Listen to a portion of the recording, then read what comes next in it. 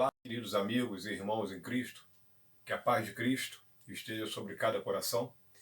Estamos aqui reunidos mais uma vez, nesse período em que estamos reservando para a Escola Bíblica Dominical.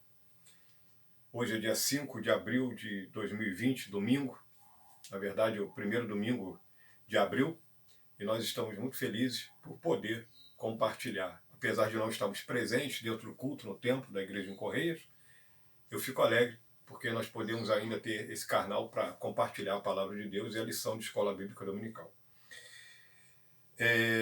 Hoje, nós naturalmente teríamos a ceia do Senhor, como diversas outras igrejas também o fazem, no primeiro domingo de cada mês.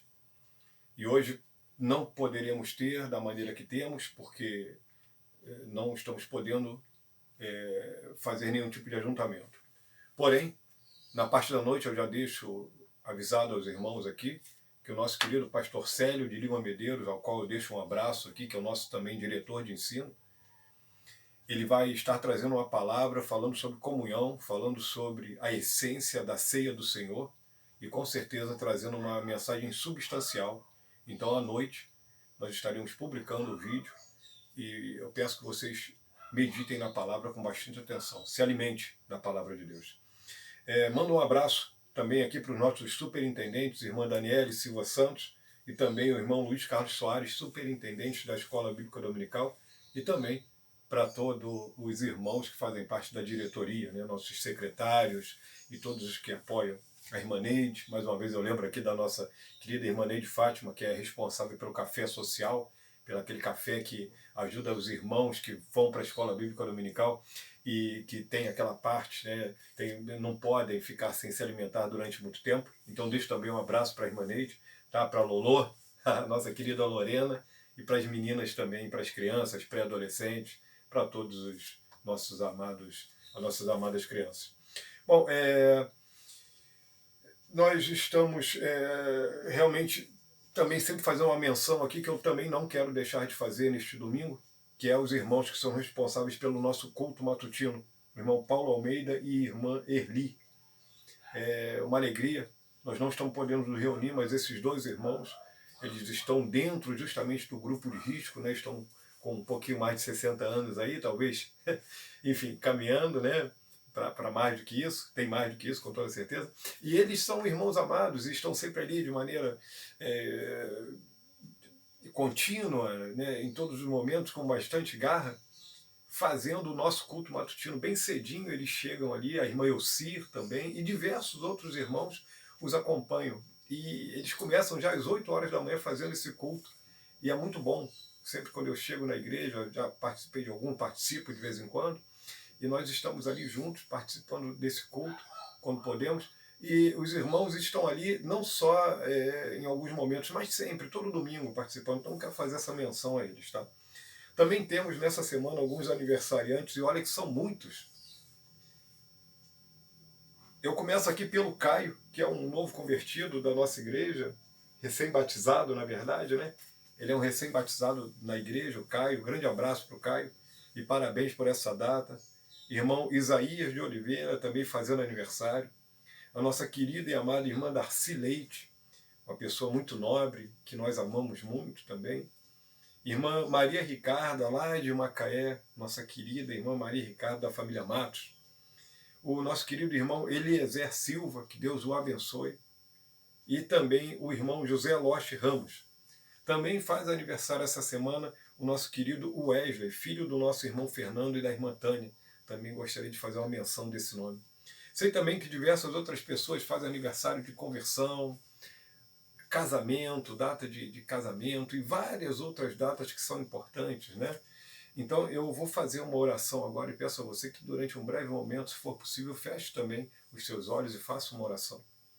Pai Santo, neste momento estamos aqui dando início a essa escola bíblica dominical e eu quero, a partir de agora, agradecer-te pela vida desses irmãos, dessas pessoas que aqui foram citadas, Pai, que fizeram mais um ano de vida. Que o Senhor os abençoe para que eles, meu Deus querido, consigam colecionar datas como essa. Que a vida, que é um dom dado pelo Senhor, esteja sempre fluindo, Senhor, dentro de cada coração. Que eles tenham alegria no viver, satisfação, e que o Teu Espírito Santo a cada dia os conserve e os ajude a evoluir diante da Tua presença. Obrigado por essas vidas, obrigado, Senhor, por todos os outros aniversariantes, pelos demais motivos de comemoração. Muito obrigado por tudo que o Senhor tem feito. Eu oro entregando em Tuas mãos, alegre, Senhor, junto com todos os Teus filhos, em nome de Jesus. Amém. Muito bem, que Deus abençoe a cada aniversariante e derrame da alegria sobre a sua vida também.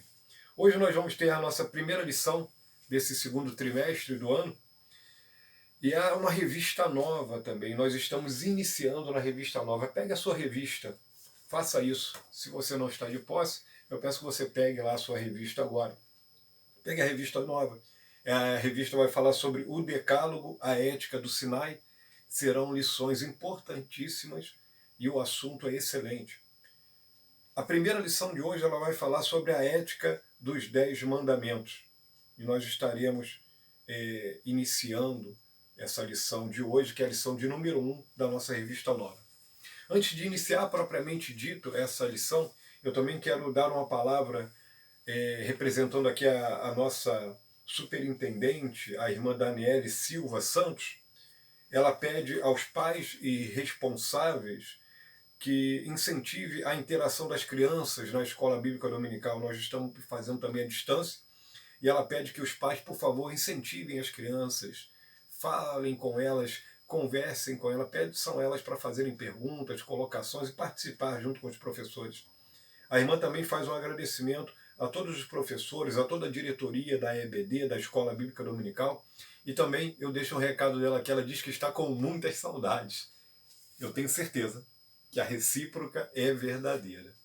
Da minha parte e eu sei que da parte de cada irmão. Então, irmãos, é isso, e nós estaremos dando início agora à nossa Escola Bíblica Dominical, a lição de Escola Bíblica Dominical, e o texto básico bíblico está em Êxodo capítulo 20, 1 a 4, 7, 10, de 1 a 4, depois do 7 até o 10, e depois do 12 até o 17. Ele pula uns intervalos, eu vou ler aqui como o autor colocou. Primeiro trecho. Então falou Deus todas estas palavras, dizendo: Eu sou o Senhor, teu Deus, que te tirei da terra do Egito, da casa da servidão. Não terás outros deuses diante de mim, não farás para ti imagem de escultura, nem alguma semelhança do que há em cima dos céus, nem embaixo da terra, nem nas águas debaixo da terra. Agora, o segundo trecho de 7 até 10. Não tomarás o nome do Senhor teu Deus em vão, porque o Senhor não terá por inocente o que tomar o seu nome em vão. Lembra-te do dia de sábado, para o santificar. 6 dias trabalharás e farás toda a tua obra, mas o 7º dia é o sábado do Senhor teu Deus. Não farás nenhuma obra, nem tu, nem teu filho, nem tua filha, nem teu servo, nem a tua serva, nem o teu animal, nem o teu estrangeiro que está dentro das tuas portas. Terceiro trecho, do versículo 12 até o 17. Honra a teu pai e a tua mãe, para que se prolonguem os teus dias na terra que o Senhor teu Deus te dá. Não matarás, não adulterarás, não furtarás, não dirás falso testemunho contra o teu próximo, não cobiçarás a casa do teu próximo, nem cobiçarás a mulher do teu próximo, nem o seu servo, nem a sua serva, nem o seu boi, nem o seu jumento, nem coisa alguma do teu próximo. Bom, o texto áureo da lição, ele diz assim: ora, o fim do mandamento é o amor de um coração puro, e de uma boa consciência e de uma fé não fingida, 2 Timóteo, capítulo 1, versículo 5. A primeira lição, como geralmente nós temos em boas revistas como essa que nós temos, ela é como se fosse uma visão de um helicóptero. Como assim, né? Eu uso essa figura para mostrar isso. É como se nós estivéssemos em uma cidade que nós não conhecemos ainda, por exemplo, se você fosse para uma cidade que você não conhece, imagine aí. E você quer conhecer essa cidade, mas você só tem 1 hora. Só tem 1 hora disponível. A melhor solução que tem para você ter uma visão geral é você pegar e dar um passeio de helicóptero. Porque quando você dá um passeio de helicóptero, você vai ver por cima a cidade, né? Você vai entender um pouco. Tem um parque, olha só que legal, que área verde. Essa área é uma área mais industrial. Aqui corre um rio, olha, lá na frente tem isso. Você vai ver tudo isso. O que o autor vai fazer conosco hoje, nessa primeira lição, é dar uma visão de helicóptero, né? Uma visão geral. É uma visão de por onde nós vamos andar. A ética dos 10 mandamentos é o título desta lição, né? Então nós vamos caminhar por isso. E o primeiro, a nossa introdução, ela vai falar o seguinte: todo indivíduo nascido em um lar estruturado tem a noção básica de uma vida correta. Isso em si já seria um bom ponto de partida, porque a lei foi posta no coração do ser feito à imagem e semelhança de Deus.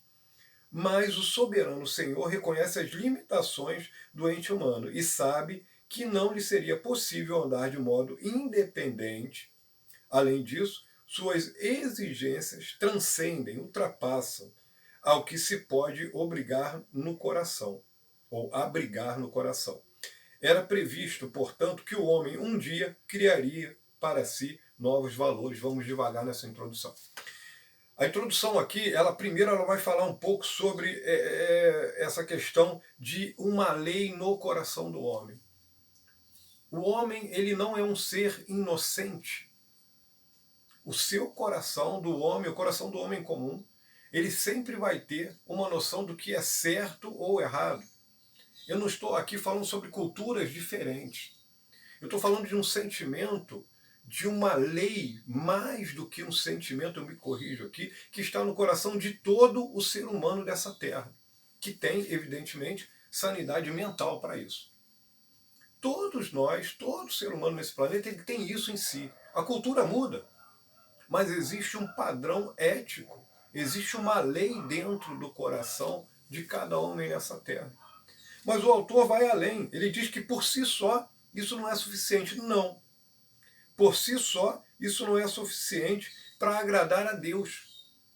Por si só, isso não é suficiente para que o homem bata no peito e diz: eu sou justo porque eu respeito as leis do meu Deus. Não. Por si só, isso não produz satisfação quando Deus olha para nós. Mas a lei, ela é importante. Essa noção de lei, ela é importante e ela já faz parte do homem. A inutilidade disso em determinada parte, ou seja, para se auto-justificar, também é outra realidade que nos acompanha.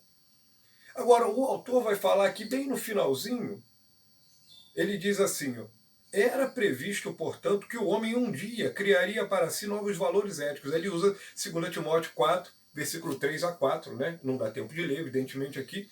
E aqui é aquele texto que vai falar sobre doutores conforme a sua própria consciência, os seus próprios desejos. O que nós temos visto, e é exatamente isso que acontece, as pessoas procuram alguém que apoie as suas teses, que apoie os seus sentimentos, que são enganosos. Nós não estamos falando aqui, nós vamos discorrer isso de maneira melhor, que essa obediência à lei, ela independe de sentimentos. É algo maior, mais profundo. Nós entenderemos isso e vamos ver realmente por onde o autor vai nos levar. É importante que nós entendamos que essas lições, elas são extremamente espirituais. Alguém pode dar uma olhada por cima e achar, olha, quando nós realmente começarmos a andar por essa cidade, sairmos do helicóptero, hoje é só o helicóptero, mas a hora que a gente começar a andar pelos bairros dessa cidade nova, dessa revista nova, dessa lição nova, realmente nós conheceremos diversos detalhes e vamos ser lembrados também de diversos detalhes importantes. Tópico número 1, as leis de Deus. Ele diz assim: Eu já vou pegar aqui, já bem no meio aqui mesmo, tá? Aqui, ele fala: assim Deus entregou a Moisés as leis que regeriam aquele povo. Foram 613 mandamentos, aí está o termo em hebraico, né? Mitzvot, alguma coisa assim, sendo 248 positivos, faça, e 365 eles são não faça. Dos 613, os 10 mandamentos conhecidos pelos hebreus como os 10 mandamentos, é o que nós estamos estudando, é o decálogo, constitui um resumo didático da ética de conduta chamados por Deus de sabedoria para os hebreus. Vejam só, nós temos muitos mandamentos, mas os 10 mandamentos, eles vão ser um resumo, eles são o alicerce, a base, aonde toda a lei de Deus, inclusive dada a Moisés, para aquele povo que precisava de uma lei, porque tinha passado muito tempo dentro do Egito, muitas gerações ali dentro, estavam começando a perder muitas coisas, já adoravam aos deuses do Egito, muitos deles estavam acostumados, tanto é que a peregrinação no deserto foi dolorosa. Os 40 anos que eles peregrinaram, que podia ter durado muito menos do que isso, foram dolorosos, foram de prova. Os 40 anos que eles passaram foram difíceis porque existia muito de Egito ainda dentro deles, mas as leis que o Senhor deu para o povo tinham uma intenção de preparar o povo do Senhor para entrar naquela terra que o Senhor estava dando a eles. 1.1. Os destinatários da lei. A história do Antigo Testamento é baseada nas leis mosaicas, ou seja, o pano de fundo veterotestamentário é a nação israelita sendo regida, guiada e instruída pela lei. Tá? Não se pode enxergar o Antigo Testamento senão sobre a ótica da lei. Aí entra algo muito importante, eu paro aqui rapidamente. Eu não posso olhar para o Velho Testamento, e aqui fica uma dica, eu tenho que entender para quem foi colocada essas leis, em que situação esse povo vivia, e como nós estamos só passando de helicóptero, eu já fico por aqui, mas toda vez que eu vejo alguns mandamentos que Deus deu, alguma ordem que Ele deu, ordens que Ele deu em relação aos outros povos, que nós teremos lições bem específicas sobre isso, eu sempre tenho que olhar imaginando o seguinte: quem era aquele povo? A quem Deus estava falando? O destinatário da lei, quem era? Que povo era esse? O autor continua assim, eu quero ler também um pedacinho aqui pelo menos. Deus destinou as leis, ainda no mesmo tópico, ao povo da antiga aliança, os hebreus. Aquele povo vivia um intenso pluralismo religioso em meio a diferentes crenças da terra do Egito, já falei sobre isso. Faltava-lhes orientação quanto ao Deus dos seus pais, enquanto viam e ouviam discursos dos egípcios na propagação do culto aos seus deuses. Eles viviam dessa forma. Então, esses são os destinatários dessa lei. Queridos, então, algumas coisas podem acontecer, e vem a pergunta que o autor faz no próximo tópico, que é a seguinte: para os hebreus ou para a igreja? É uma boa pergunta, que não vai se responder totalmente nesse tópico, mas tem um na frente que completa isso. A primeira aliança tem como base a história de Israel, desde a sua formação, Gênesis 12. A nova aliança foca Jesus, o Verbo encarnado, bem como o nascimento e o desenvolvimento da igreja, João 1, verso 14. Contudo, é preciso compreender que o Antigo e o Novo Testamento se completam, sendo Cristo o centro de toda a Escritura e o ápice da revelação de Deus aos homens. São os dois juntos. Não tem uma briga entre Novo Testamento e Velho Testamento. O Velho Testamento, ele apontava para Cristo. O Novo Testamento mostra Cristo. O Velho Testamento falava dos sinais que o Messias ia fazer. O Novo Testamento mostra os sinais que o Messias fez. O Velho Testamento falava da salvação de Deus, do povo que teria as suas leis, como nós estamos falando dessa ética da lei mosaica, as éticas, né? Ou a ética dos 10 mandamentos. Essa lei que é falada lá no Velho Testamento, que estaria no coração dos homens, ela se cumpriu e ela se cumpre hoje ainda. Nós somos a continuação do livro de Atos, dos apóstolos. Nós somos a igreja do tempo presente. E essa lei está escrita dentro dos nossos corações através do Espírito Santo de Deus. Para os hebreus ou para a igreja? É a pergunta que ele faz. Para os dois, que agora são um povo só. Porque não existe salvação sem Cristo. Não existe salvação sem o Senhor. Então é para os dois. Mas aí nós vamos analisar outros pontos importantes. O ambiente criado por Deus para a entrega da lei. Você vê que dá uma quebrada aqui nessa lição. Depois ele volta nesse assunto lá no meio. Mas 1.2 é esse, o ambiente criado por Deus para a entrega da lei.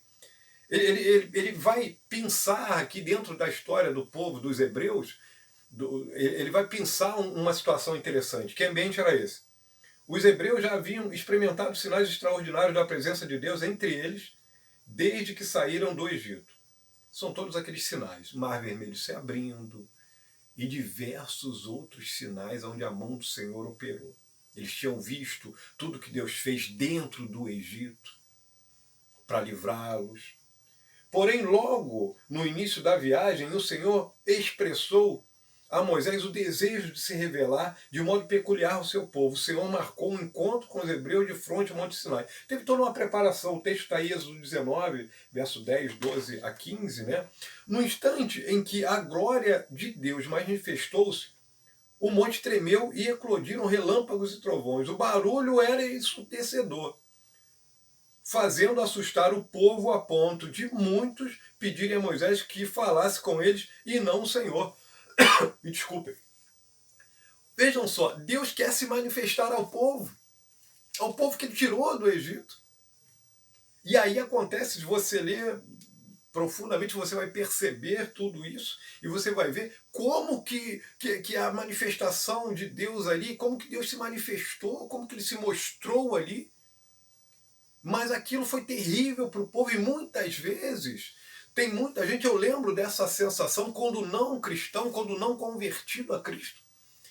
Eu por muitas vezes ouvia alguém pregando e eu falava, ai meu Deus, e agora? Que palavra? Sentia aquilo duro, tinha medo de ouvir a palavra de Deus. Quantas vezes eu não tremi quando eu ouvia uma mensagem através de um rádio, até mesmo indo à igreja evangélica, fui muito poucas vezes, porque logo na primeira vez que fui impactado e disse que nunca mais entraria.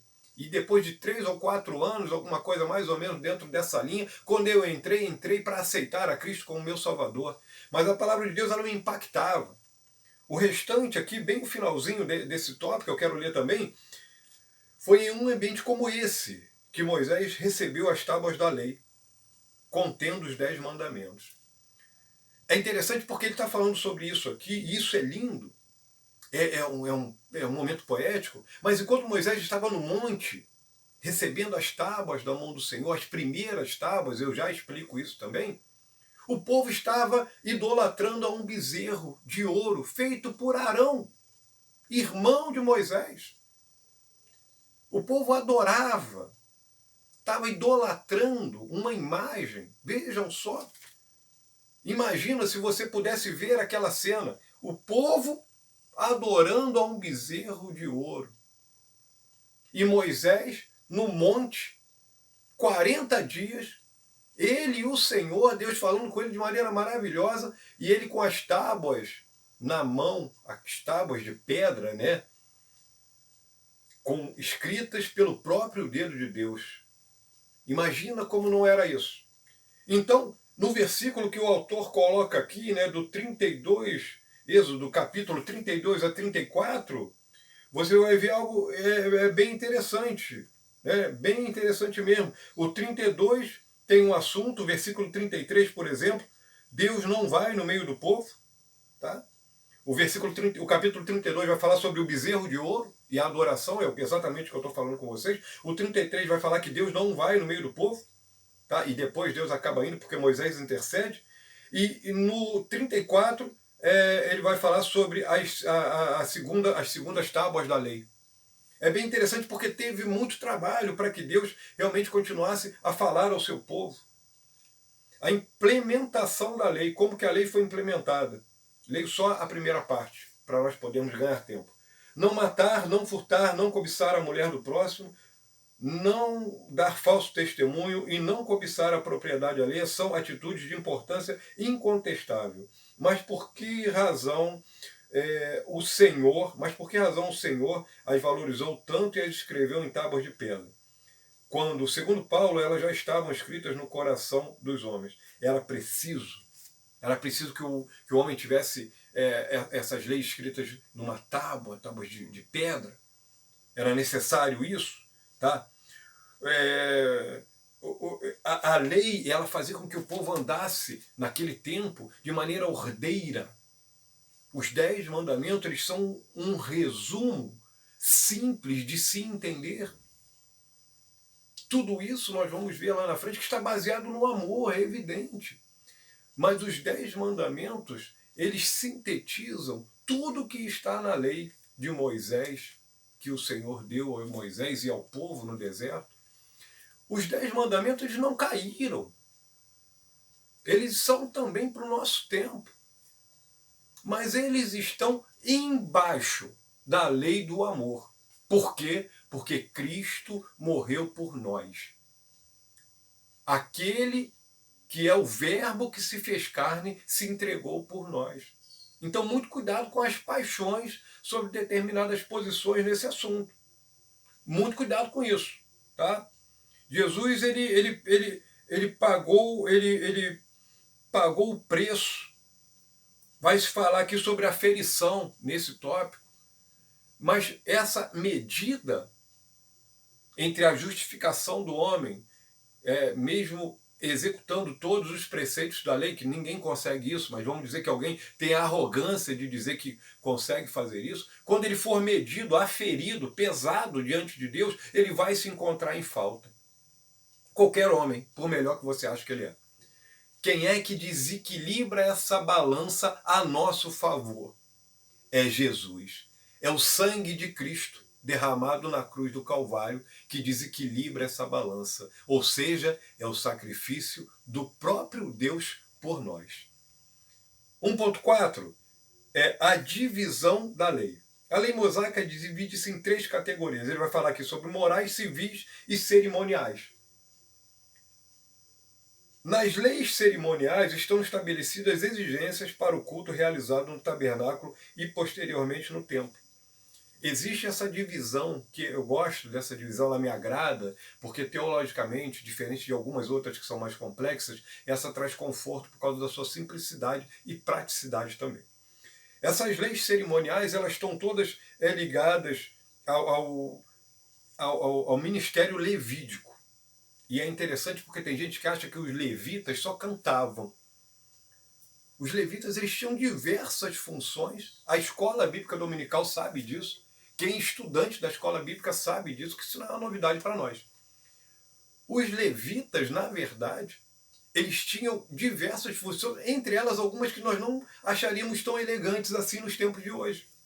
O tabernáculo, quando era desmanchado, existiam leis cerimoniais que permitiam que apenas alguns homens carregassem determinadas partes de algumas tribos levitas, tá? E eram todos levitas, de algumas famílias da tribo de Levi, da tribo dos levitas, que poderiam carregar, por exemplo, a armação que protegia toda a parte externa. Isso é lindo. Porque são essas leis que vão falar como que eu me relaciono com Deus e com o próximo. Parece que fica algo desconexo, não parece? Mas não é não.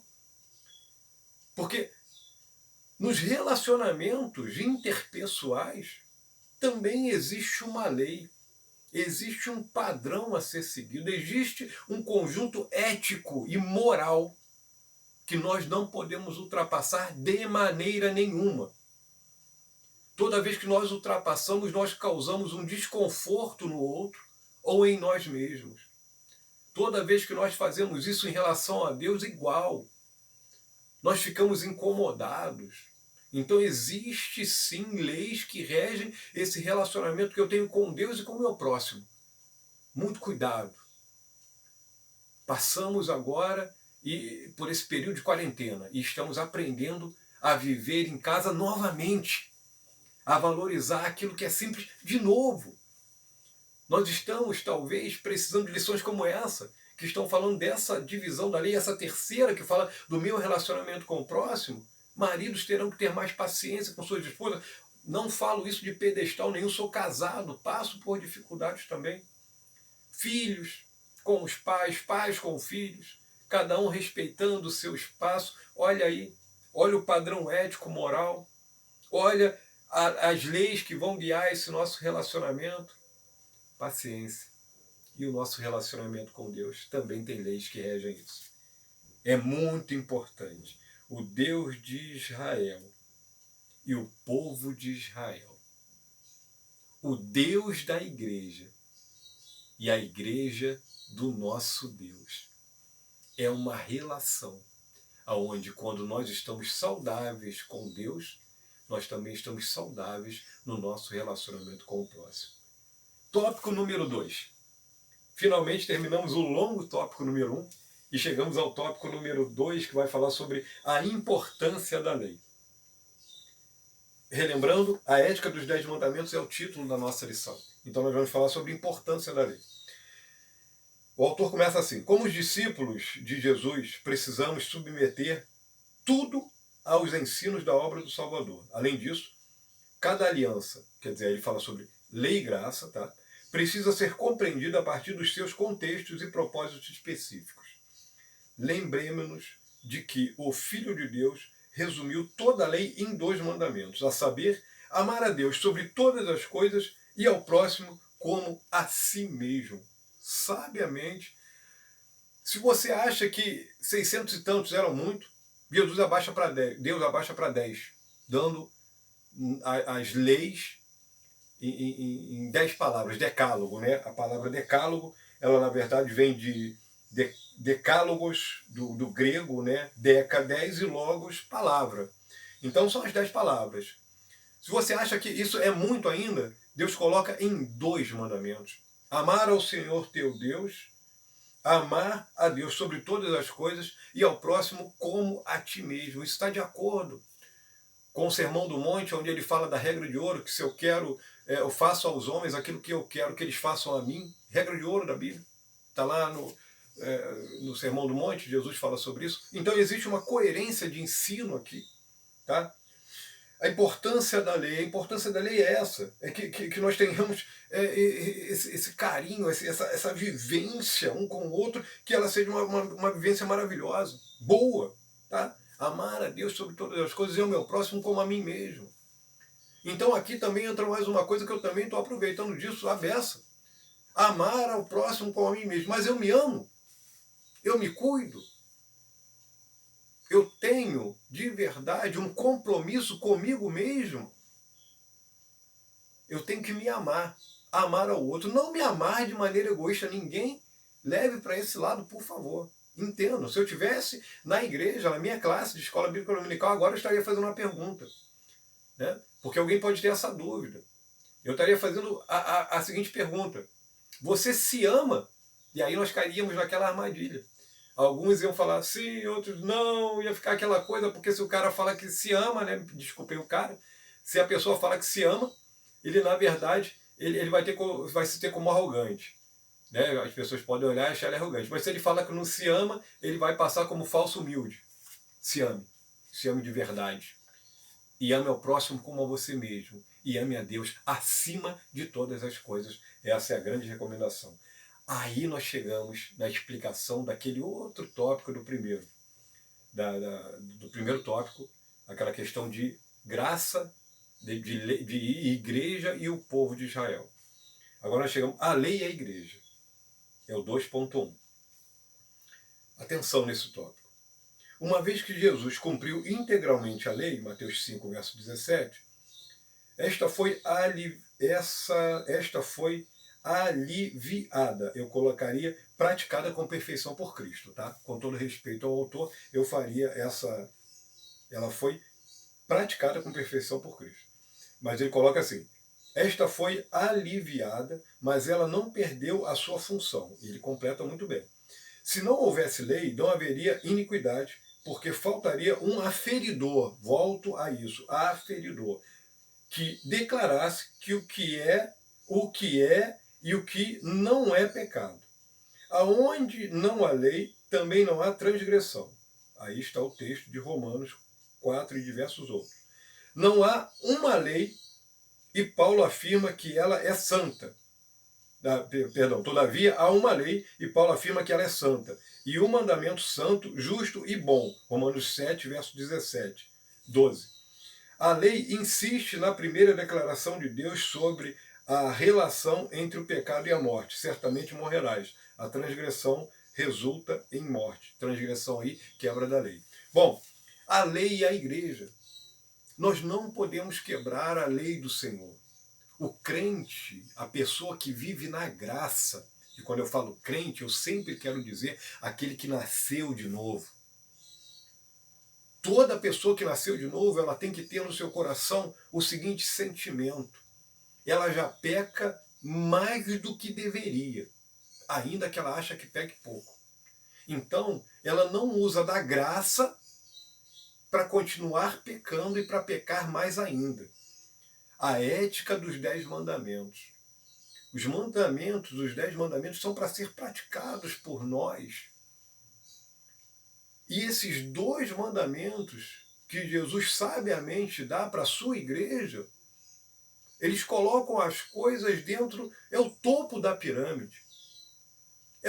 É a cereja do bolo. É o ápice dessa questão de lei, porque nós estamos hoje no período da graça. A aliança que nós vivemos é a aliança da graça, é o tempo da graça. E por que é a cereja do bolo? Por que é o ponto mais alto? É o ponto mais alto porque, na verdade, esse amor, ele vai reger tudo em minha vida. Amor a Deus, não dividido. Entendam uma coisa: acima de tudo. Consequentemente, quem ama a Deus se ama e, na sequência disso, ama o seu próximo. É um conjunto. Quando acontece do amor a Deus estar no lugar que ele tem que estar, tudo mais vai se encaixando. Então, a importância da lei, a lei e a igreja. Sempre baseado no amor. Toda vez que nós começamos a querer quebrar isso, nós perdemos. Quer ver só uma coisa? O autor não vai falar disso, então eu tenho que tocar nesse assunto. Já logo no começo, na igreja, lá na igreja primitiva, quando Paulo sai de Antioquia e depois logo finaliza a sua primeira viagem missionária e ele volta para Antioquia, ele vive um conflito. Ele vive um conflito de chegar na igreja de Antioquia e ver muitos que vieram de Jerusalém, estavam lá e que já estavam colocando um peso sobre os ombros daqueles novos discípulos. E aí lá em Atos capítulo 15 você vai ver uma coisa que a gente vai chamar de o primeiro concílio da igreja cristã. O primeiro concílio cristão é o concílio de Jerusalém, Atos 15.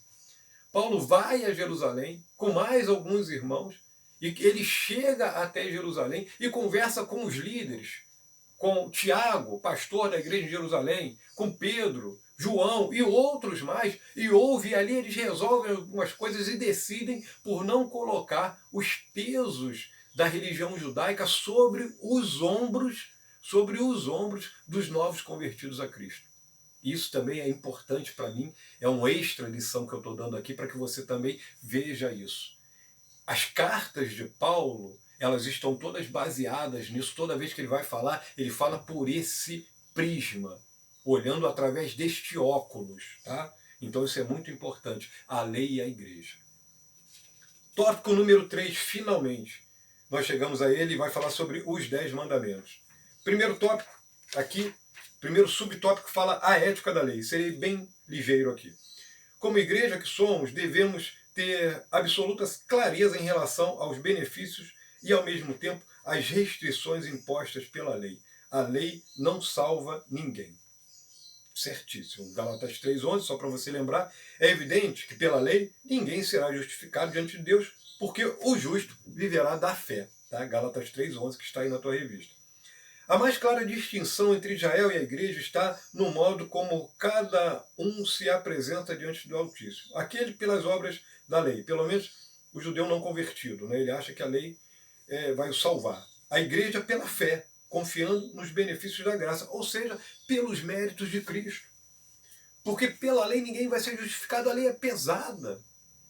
Não dá para cumprir tudo isso, porque eu peco por atitudes, eu peco por obras práticas, mas eu peco também por pensamentos, por olhar. Imagina como que é isso, por pensamento. Jesus, quando vai falar lá no Sermão da Montanha, sobre, por exemplo, o adultério, ele diz aquele que olhar para uma mulher com intenção impura. Quer dizer, se você olha para uma pessoa com intenção impura, pronto, já pecou. É o pecado em nós. Nós não somos, como o pastor Sérgio falou em uma última pregação dele, muito boa, está aí no nosso canal, nós não somos pecadeiros, ou seja, nós não somos árvores que produzem pecado. Nós somos pecadores, lavados no sangue de Jesus. Então, essa distinção é muito importante. A ética da lei, tá? Nós estamos estudando aqui esse tópico que vai falar sobre a ética da lei. Eu deixo recomendado para que você leia Romanos 3, verso 20, que diz assim, sem justificação pelas obras, né? Não tem justificação pelas obras. A lei, né? A lei, ela mostra que nós somos pecadores. Então esse texto vai falar sobre isso. Não dá tempo de ler. É uma pena que não dê tempo. Mas a lei, ela é ética. Existe um padrão ético de Deus que nunca vai ser quebrado. A ética, esse conjunto de normas que faz com que nós consigamos andar de acordo com aquilo que nós precisamos andar diante de Deus, ele tem que ser estabelecido na nossa vida com muito esforço. Tá? O papel da ética é o outro subtópico que o autor fala. Ele fala a ética tem como finalidade levar o homem a buscar a prática correta do bem e se afastar do que é mal para a vida e para a sobrevivência. Ligada diretamente à ética está, aí ele coloca um outro nome aí complicado, né, que é deontologia, obrigação, dever. Está realmente ligado a isso. A ética deontológica mostra o homem que ele deve cumprir, deve. O principal ponto desse tópico aqui vai falar de obrigação e não de simplesmente prazer. Vai falar de mudança que tem que acontecer e é por isso que tem que acontecer essa mudança, que você passa a viver com mais prazer. Mas é um dever, não é uma coisa opcional. Não é opcional. Por exemplo, tem gente que confunde muito essa questão de amor com algo opcional, sentimento.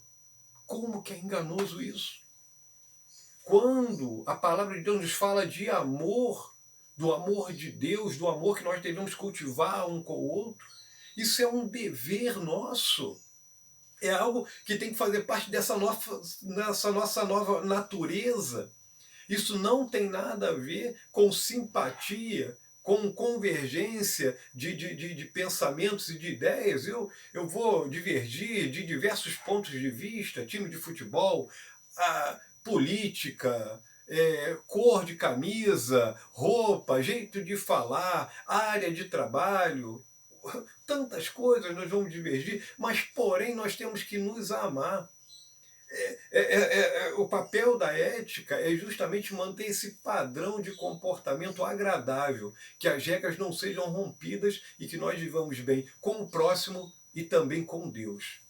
Sempre nessa sequência. Deus em primeiro lugar e o meu próximo logo na sequência disso. Tá? É muito importante que a gente entenda isso. A ética objetiva e a ética subjetiva. 2 pontos. Ele vai falar que a ética objetiva é uma forma apresentada por um ente superior, o qual deve ser seguida por todos para que se alcance um bem comum. Né? Na prática, a ética objetiva ele coloca aqui, aí está escrito na revista de vocês, submete ao que Deus diz, enquanto a ética subjetiva parte do que eu acho. E entre o que Deus diz e o que eu acho, eu tenho que ficar com o que Deus está dizendo. E quando fala o que eu acho, é o que eu acho os meus sentimentos, é o que o meu ego acha, é o que o meu ser acha. Então eu fico com o que Deus está falando, porque Deus sabe muito mais do que eu. Entre o que Deus diz e o que eu acho, eu fico com o que Deus diz. Jesus é o verdadeiro homem e ele dá esse exemplo quando é tentado no deserto. O diabo diz para ele, né? Ele estava com fome. Então, Jesus estava precisando de comer. E ele diz, manda essas pedras se transformarem em pão. Ora, olha o desafio feito. Porém, a resposta de Jesus é contundente, e eu quero falar sobre isso porque tem tudo a ver com isso que nós estamos falando. Ele diz, nem só de pão viverá o homem, mas de toda a palavra que sair da boca do Senhor. Aí sim, toda a palavra que sai da boca de Deus, nós temos que ver disso. Então, o que Deus diz é muito maior do que o que eu acho. E muito cuidado com os achismos, tá? Último tópico, último subtópico, a validade eterna dos princípios legais. Aí nós vamos falar da perenidade, da validade, né, desses princípios legais, dos princípios da lei. A ética dos 10 mandamentos, esse conjunto de regras que faz com que nós vivamos bem. No mundo atual, a ética tem sido relativizada. A sociedade pós-moderna tem evocado para si direitos e liberdades que não correspondem à vontade revelada por Deus. Foi por essa razão que o Senhor nos deixou um referencial absoluto, escrito em tábuas de pedra. Ao olharmos para essas tábuas, sempre seremos confrontados por ela, pois essas leis são perenes, ou seja, elas são eternas. É a vontade debaixo da vontade de Deus, ou seja, a sua vontade debaixo, submissa à vontade de Deus. Isso é vida de crente. A validade eterna desses preceitos legais, porque são eles que vão fazer com que eu realmente seja reconhecido como igreja. Finalizo por aqui. Não tenho mais tempo para falar. E a conclusão ela diz assim, é de fundamental importância entender que para o Antigo Testamento toda a conduta era controlada pela letra da lei, não pela consciência. E o homem estava mais preocupado com as suas atitudes perante o Senhor do que perante os homens. No Novo Testamento, no entanto, o apóstolo Paulo afirma que o fim do mandamento é o amor de um coração puro e de uma boa consciência e de uma fé não fingida. Só esse texto já daria uma pregação para um pregador mais habilidoso. Quem ama, perdoa. Quem ama, doa. Quem ama, oferta. Quem ama, espera. Quem ama, não fala mal. Quem ama, não mente. Quem ama, vive junto. Vive em concordância. Quem ama, vive em rebanho. Você é a ovelha do Senhor? Então continue vivendo em rebanho, mesmo em período de distanciamento físico. Santidade não tira férias. A lição de hoje foi a ética dos 10 mandamentos.